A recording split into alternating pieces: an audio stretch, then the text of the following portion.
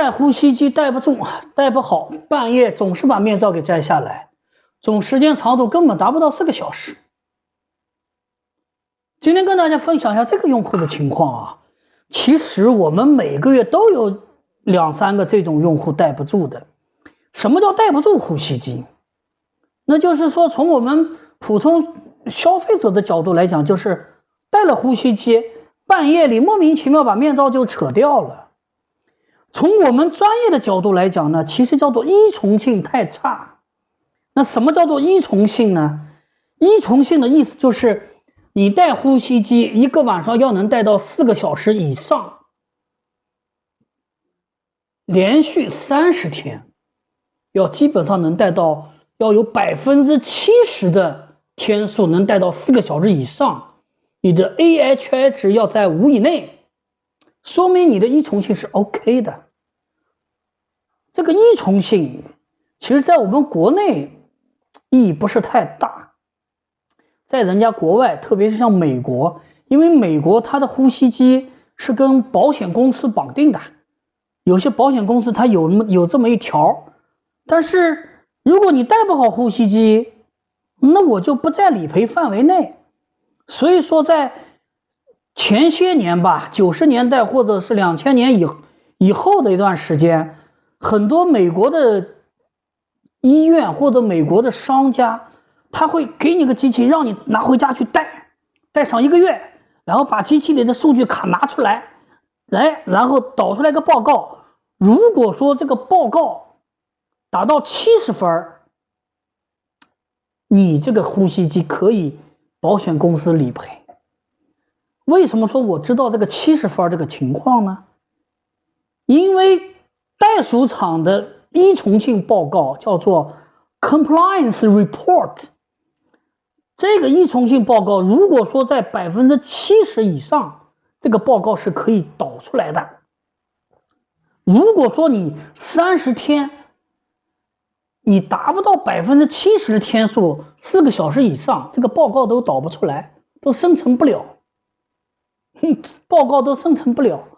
所以说我们平时讲的话就是你要1个晚上能戴下来，比如说7个小时、6个小时基本能戴下来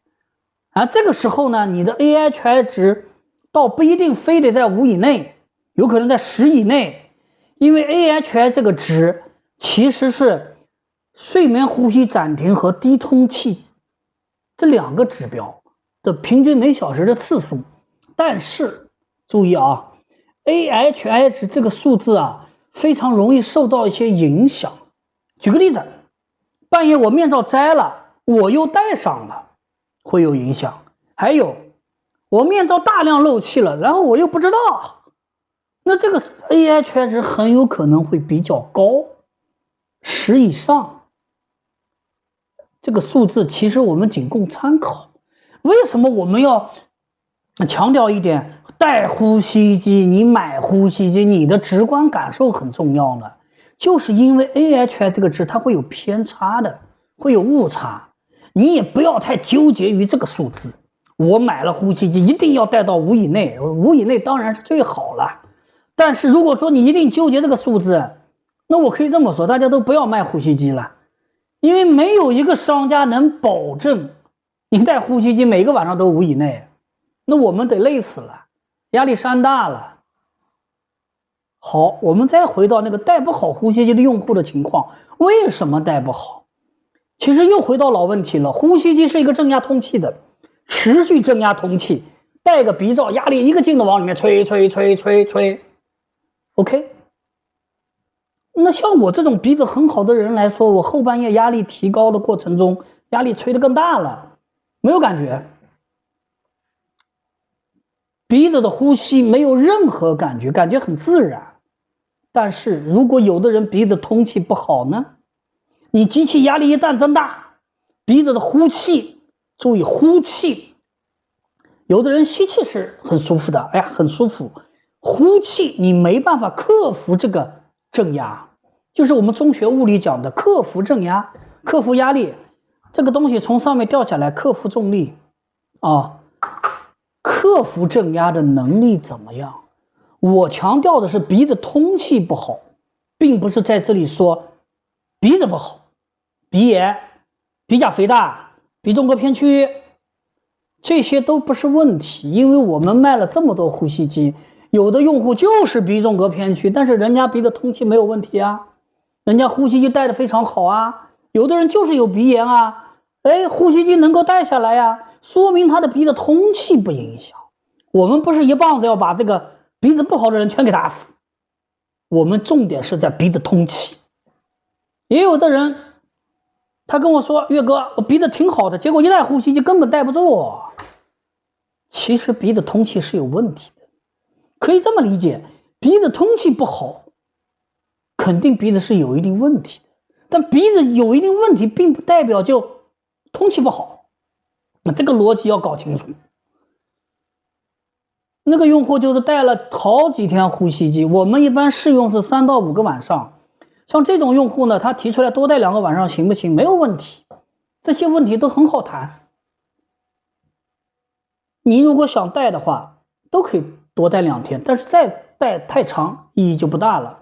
因为鼻子通气太差，你戴3天跟戴30天